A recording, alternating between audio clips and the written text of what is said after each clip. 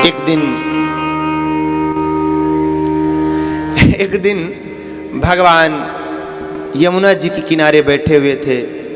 उधर से किशोरी जी ने फूल छोड़ा था यमुना जी में, और वो बहता बहता बहता बहता जब मथुरा पहुंचा है तो मेरी किशोरी जी के पुष्प को, उनके भाव को समझ गए हैं और उस पुष्प को पहचान गए हैं कि मेरी किशोरी जी ने इस पुष्प को भेजा है, अतः उस पुष्प को लेकर के अपनी छाती से लगाया है।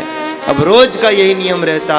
उधर सुबह किशोरी जी पुष्प यमुना जी में कमल का छोड़ती और बहता हुआ शाम को जब मथुरा पहुंचता तो मेरे बिहारी जी उस पुष्प को लेकर के अपनी छाती से लगाते और रोते रोते, किशोरी जी को याद करके, बाबा जी को याद करके रोते, मैया को याद करके रोते। भैया एक दिन उद्धव जी पहुंचे, बोले इतने ज्ञानी होने के बाद भी तुम मोह में पड़े हो, तुम रोते हो।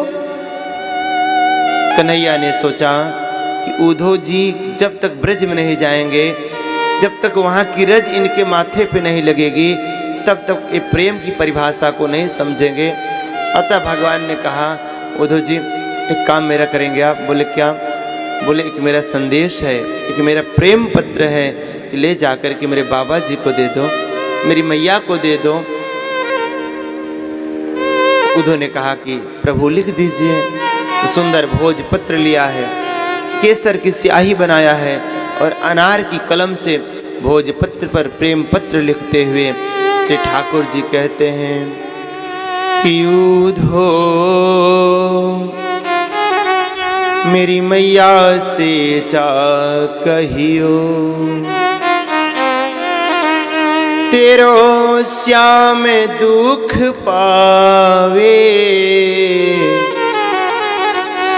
मेरी मैया से जा कहियो। कोई ना खवावे मोहे माखन रोटी,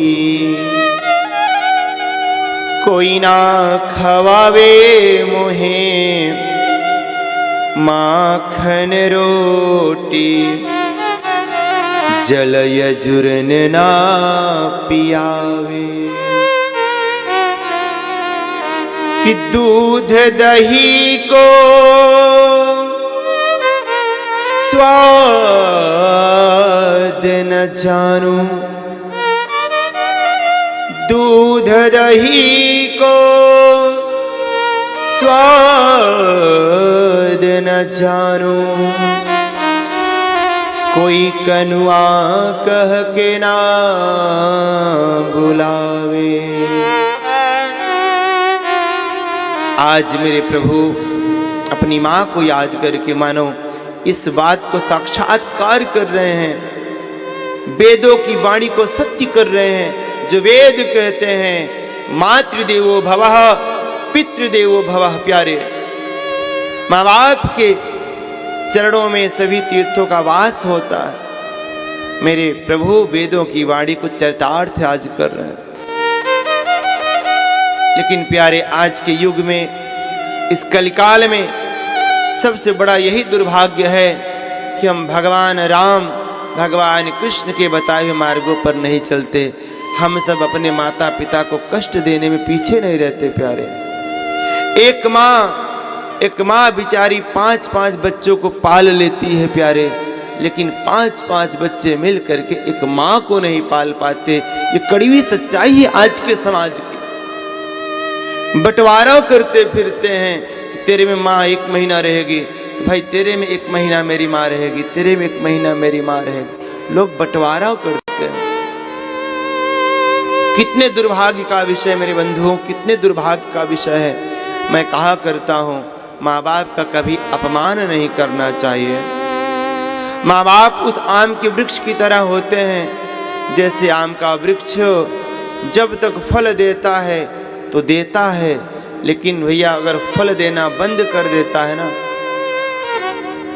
तो उसको काटना नहीं चाहिए, वो अपनी छाया तो देगा ही देगा।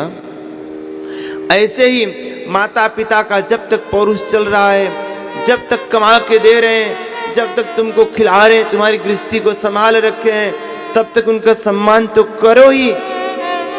लेकिन प्यारे, जिस दिन उनके बल पौरुष समाप्त हो जाएं, वो कमाना बंद कर दें, तो मेरे प्यारे कभी उनका अपमान मत करना, क्योंकि वो धन भले ही ना दे, लेकिन वो अपना आशीर्वाद तुम पर लुटाते रहेंगे।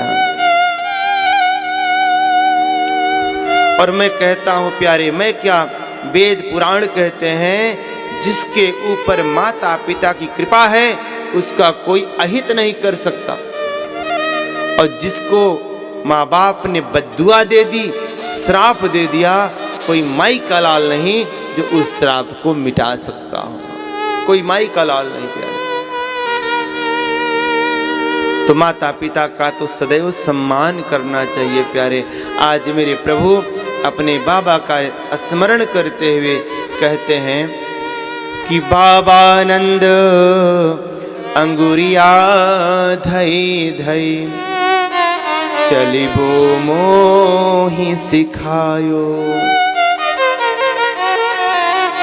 थको जाने जब मेरो कन्हैया, झट कांधे पे लियो बैठायो।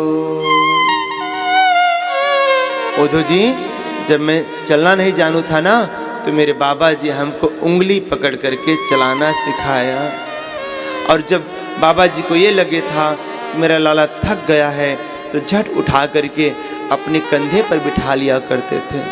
आज मुझे अपने बाबा की बड़ी याद आ रही है। तब बोलना बच्चे को सिखाता है, वही जब बच्चा बड़ा हो जाता है तो पिताजी को और माताजी को कहता है कि तुम्हें बोलने का ढंग नहीं पता, कैसा बोल देते हो बीच में आप लोग, ऐसे बोलना चाहिए आपको बीच में। तो माँ को बहुत कष्ट पड़ता है प्यारे, पिता को बहुत कष्ट पड़ता है कि जिसको मैंने बोलना सिखाया वो मुझको सिखा रहा है। ध्यान देना मेरे प्यारे,